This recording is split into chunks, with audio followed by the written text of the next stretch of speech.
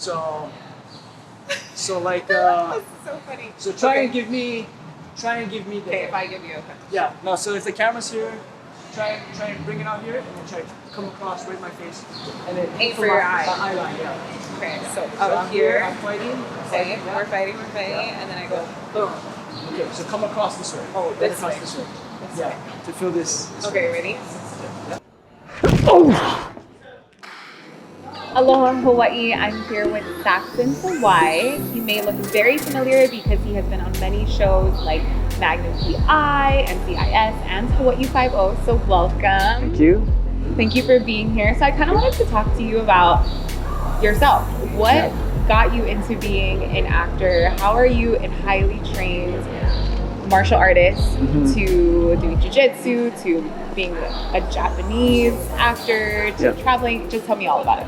Okay, it's a lot of stuff, but so I guess we'll start where I started acting, and I was actually like kind of performing throughout my whole life. I did dancing, I did martial arts. Yeah, I saw that you were in the president of the hip hop club at College U. Yeah. You read my biography? Yes, okay. I did. Interesting. Okay. So yeah, I was president of the hip hop club in college, and then we used to perform a lot. I used to dance hula at PCC, dance, all kinds of Polynesian dances as well. So, I was always in that realm. But then after college, I got into business and then all this kind of stuff. And then after maybe like 10 years of just working my butt off, I was just like kind of tired of it, and I kind of wanted like another out, something to be like really creative. To get out of business. Yeah. Just do something different, right? Right. And so I just kind of decided, maybe I should try acting, because that's different. Yeah. And I kind of wanted something that challenged me, and I thought acting would probably be like the hardest thing because I wasn't good on camera, and I was like, I hate being in front of the camera, so why don't I do something that is really hard? So I ended up getting an agent, right? And they sent me on a few auditions without me knowing what to do. I did a commercial audition, I did a film audition. My first few commercial auditions, I bombed like horribly. Do you remember your first booked one? My first booked one was a feature on Hawaiian Airlines. Okay. And it was weird because, so I bombed like at least my first 5-6 auditions. I was horrible at it. And then I figured, you know what, this is something I have to study. Like, I can't just walk into something not knowing what I'm doing, right? So I started studying a little bit. Eventually, I booked my first role, which was a commercial role. It was a featured thing on Hawaiian Airlines.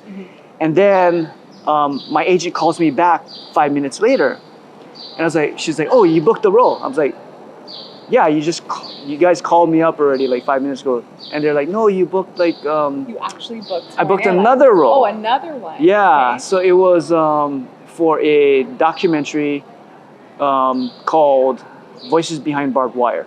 There's a documentary about the Japanese individuals from Hawaii who joined the 442 Regiment, and kind of like their backstory behind all of that. Awesome. And when was this? Was this a while ago? I want to say maybe like 5 years ago or something Oh, like that. wow. Well, congratulations. That's Yeah, cool. yeah, I've yeah. never seen it. That's pretty interesting. Yeah. And so speaking about, getting chosen for these, Japanese roles, is that something special to you because you are Japanese, but yet you are Hawaiian? Yeah.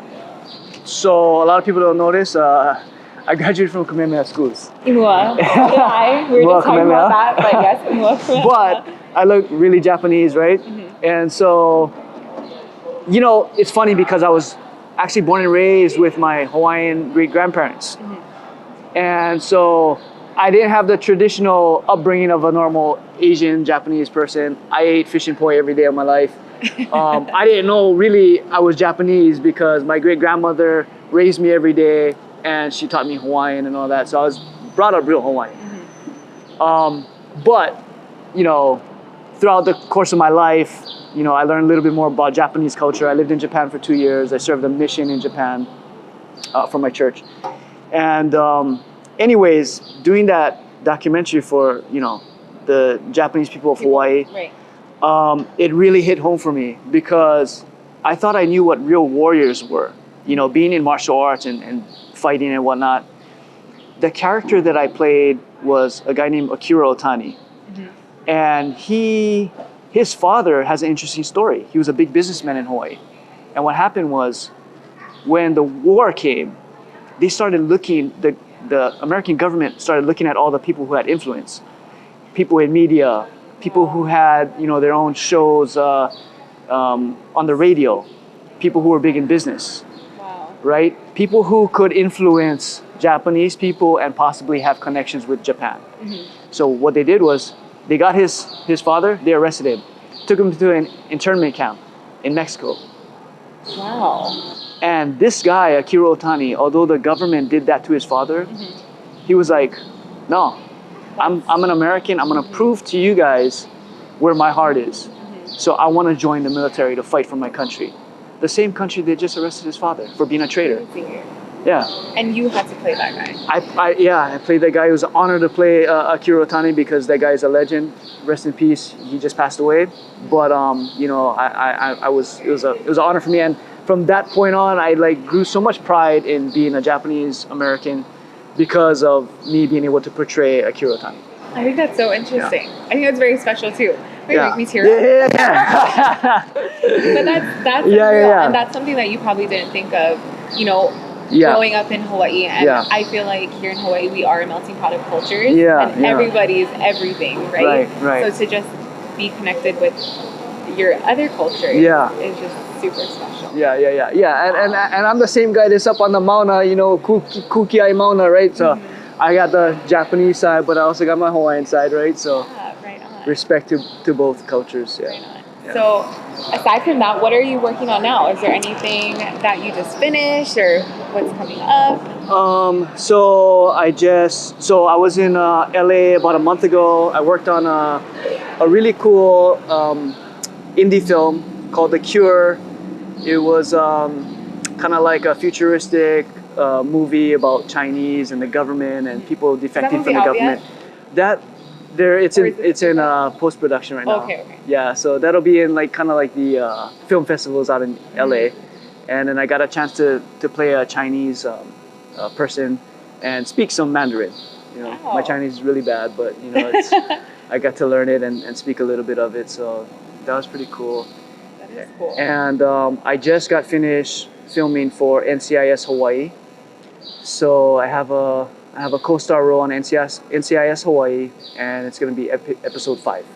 Wow, which will be premiering September. I think it's going to be premiering in mid-October. October. Yeah. Okay, but the show itself is in September. Yeah. Okay. It starts in September and then. Well, that must have been cool too because NCIS is super brand new here in Hawaii. NCIS Hawaii. Yeah. Which is amazing. Yeah. And so, where can we follow you on Instagram? Where can the people of Hawaii support you? You can follow me on Saxon Sawai. Saxon Sawai.